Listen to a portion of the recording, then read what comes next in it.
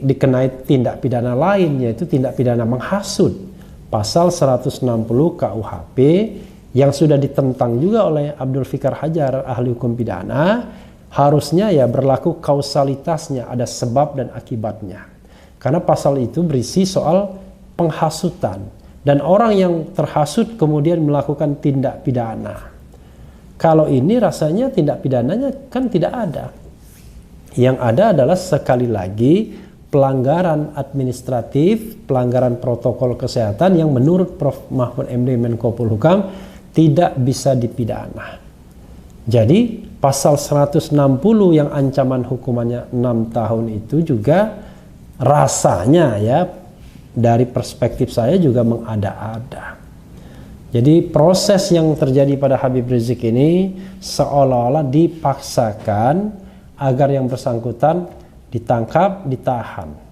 Dan proses penahanannya itu ya sedikit mempermalukan juga karena pasti menggunakan rompi tahanan dan diborgol. Jadi hanya orang-orang yang jahat kalau orang-orang kampung melihatnya yang ditahan dan diborgol. Tapi ya terjadi, it happens kepada seorang ulama. Ya terlepas kita tidak suka misalnya dengan Habib Rizik yang penampilannya meledak-ledak, tetapi dia adalah seorang ulama yang tetap banyak pengikutnya yang juga kita harus hormati. Terbukti ketika yang bersangkutan pulang dari ya semacam apa ya istilahnya uzlah di Arab Saudi, ada ratusan ribu bahkan ada yang mengatakan jutaan orang yang menyambutnya di bandara Soekarno-Hatta. Ini menunjukkan bahwa yang bersangkutan bukan tidak ada pengikutnya. Salah besar praduga Menko Polhukam yang mengatakan bahwa pengikut Habib Rizik sedikit.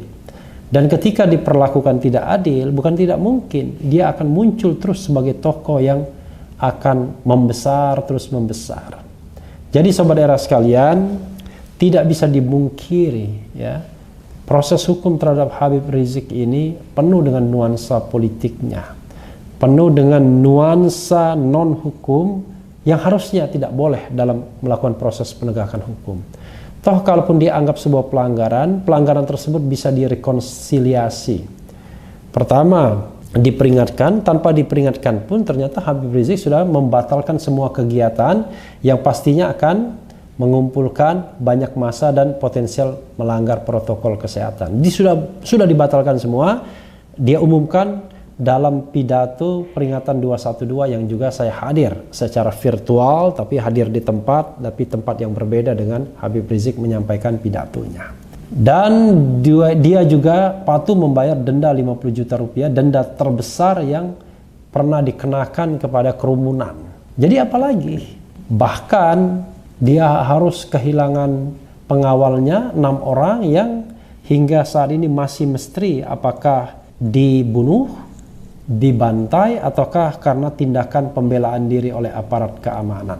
Jadi sobat era sekalian, banyak sekali perlakuan tidak adil terhadap Habib Rizik ini. Dan sayangnya penegak hukum sepertinya sudah menarget bahwa keberhasilan menahan Habib Rizik itu adalah seperti keberhasilan tugas seorang aparat keamanan yang bertugas di Polda Metro Jaya. Kalau itu yang terjadi ya tentu menyedihkan.